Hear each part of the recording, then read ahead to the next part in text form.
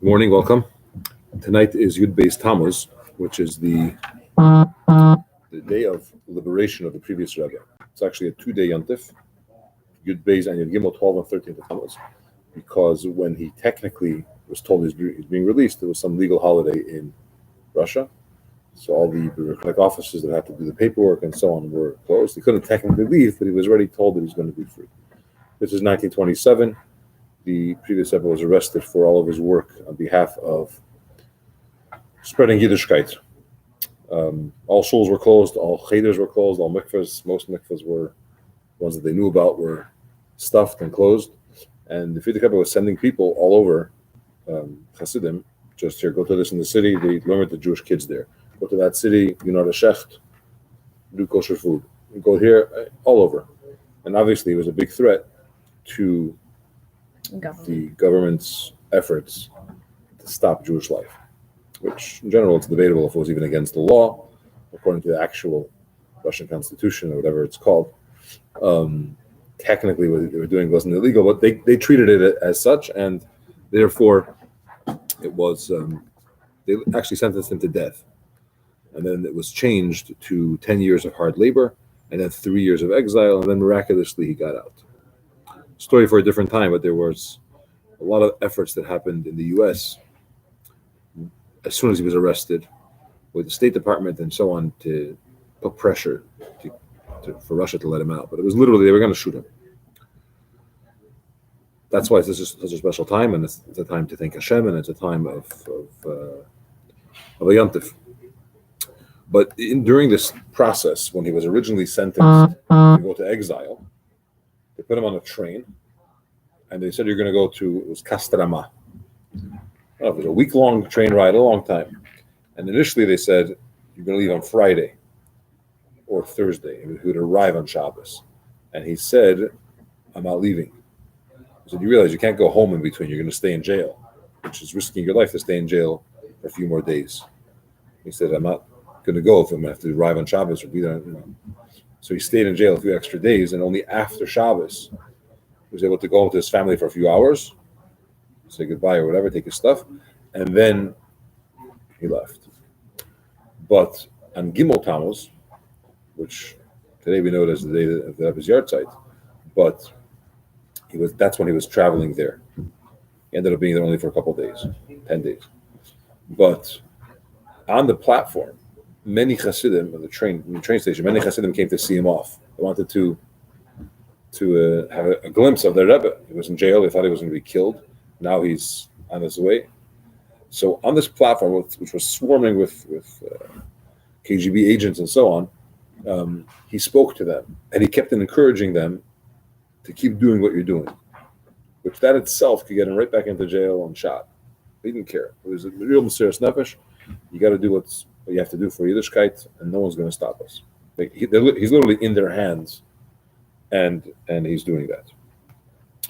And while he was there, he said a sikha, a talk for a couple minutes, and the Rebbe has a mimer which I want to learn on, just a little bit tight, on this sikha. And they said that he went like this: Yehi Hashem Elokeinu imanu, Hashem our God should be with us, kasher hoya im aviseinu, the way He's been with our ancestors. He's not going to forsake us. He's not going to let us go. Meaning, leave go of us. And he went on to tell them that you shouldn't worry, and Hashem is going to help us, and so on. Now, Yehi should be could either mean a request, like Yehi Ratzin, it should be, you're asking Hashem to make something happen, or it could be a very committed statement, an assurance. Yehi, it's going to be this way. Hashem will be with us. Now, normally we use it as a request, but it could, the Hebrew word of Yehi could mean also, this is going to be the case. So the Rebbe says like this: it's known the sikha of the Frierdiker Rebbe that he said on Gimel Tammuz in the year 1927. He said in the Yiddish part is, we're asking Hashem that Hashem should be with us just like He was with our ancestors. He shouldn't forsake us. He shouldn't leave us. But the Frierdiker Rebbe, when he said it, he said both explanations. We're asking that Hashem should be with us, and He will be with us just like He was with them. Now, the Rebbe asks, this is question number one.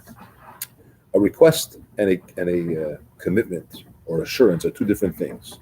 You could understand Yehi to mean a request. You could understand Yehi to mean an assurance or a promise, but you can't do it at the same sentence. There's two different meanings. They're actually opposites. You're not requesting something if it was committed to you. It's a promise. It's a promise. So why does he say we're asking? And he will be with us. He should be with us. He will be with us, and so on. So yes, he means both things, but you could have to choose either one. You could use it in different contexts, different ways. Okay, and he goes on and he says, let's talk about the request element of this. When he's saying Hashem should be with us. Again, remember the context. He's being sent to exile. All his Chassidim that are there are at risk of being arrested just for showing up, for an association with him, let alone for all their work of spreading Yiddishkeit and so on. And he said like this, Hashem should be with us like he was with our ancestors, even though we're not like our ancestors.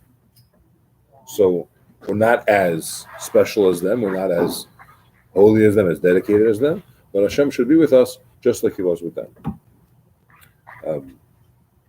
And there's a source to this request.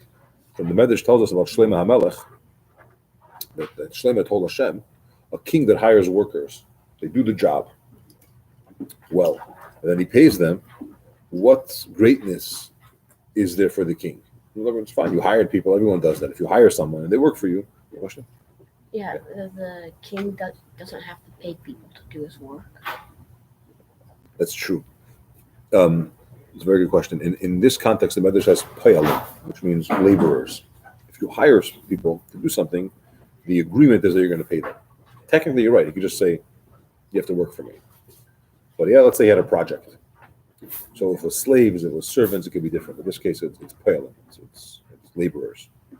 Very good. So he hires workers to work for him. They do the job, and he pays them. What's the big deal? You pay them. You know when it's a big deal? Shlomo said to Hashem, when you hire them and they don't do the job, and you still reward them. That's special. That's called you care about your people. That's called that's good. And that's what he's saying. Hashem should be with us just like he was with our ancestors, even though we're not like our ancestors. We're not like Moshe. We're not like every generation gets a little bit, let's just say, less spiritually sensitive. The more distance we are from Matan Torah, the more distant we are from the Beis Hamikdash, where you had like live prophecy. You walked around, you just felt spirituality. You saw it. You saw miracles. You saw prophets. You saw. The more distant we are from that, we're a little bit less sensitive to spirituality. It takes more effort. The neshama is a little more concealed, more hidden. So the Rebbe is saying in the Sikha, even though we can't compare ourselves to them, because they had Mesiras Nefesh, they had self-sacrifice for Torah mitzvahs, still Hashem is going to be with us, or he should be with us. And the Rebbe's question, this is question number 2, he says, 1 second. Where is he saying this Sikha?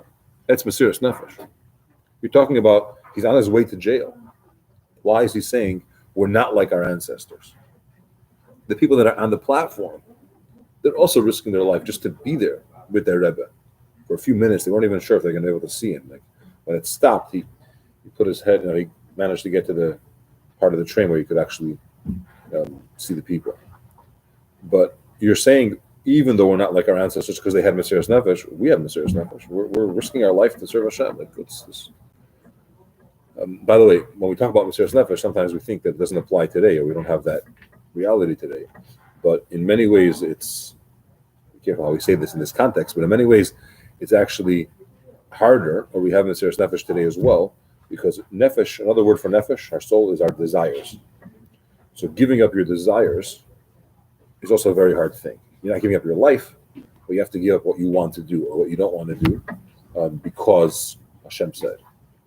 So no KGB officer today is saying if you don't put on tefillin, God forbid, if you put on tefillin, something's going to happen to you. But sometimes a person doesn't want to get up in the morning, or they don't want to do a certain mitzvah. That Mesiras Nefesh takes also a lot of effort, and it's hard.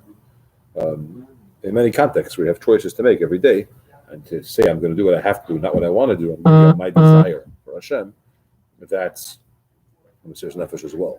But our question here is if you're saying Hashem should be with us, even though we're not like our ancestors, and you mean because they had Mesiras Nefesh and we didn't, did we not? We're having it right now, as he's saying the Sikha.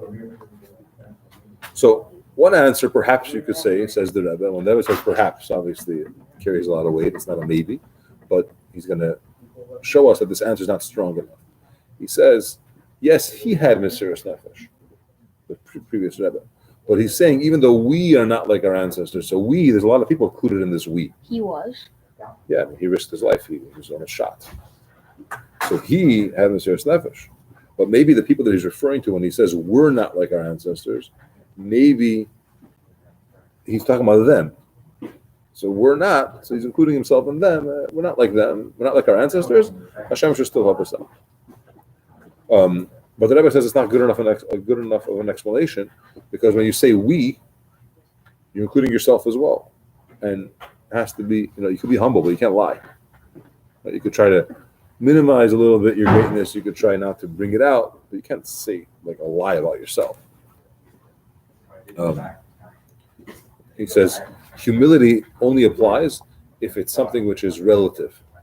So you're a genius, and you're saying, I'm not that smart. Okay.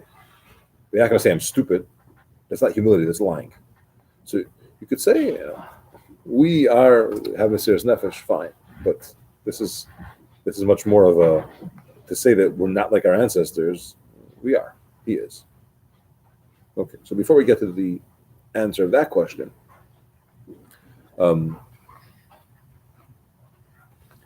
we have a question about the pasuk, the saying that he says it's himself. Hashem shall be with us. And by the way, we say it in davening every day before Shir Shoyim, before the Psalm of the day. We say, "Yehi Hashem Elokeinu imanu, k'shayim aviseinu al Hashem shall be with us the way he was." Okay.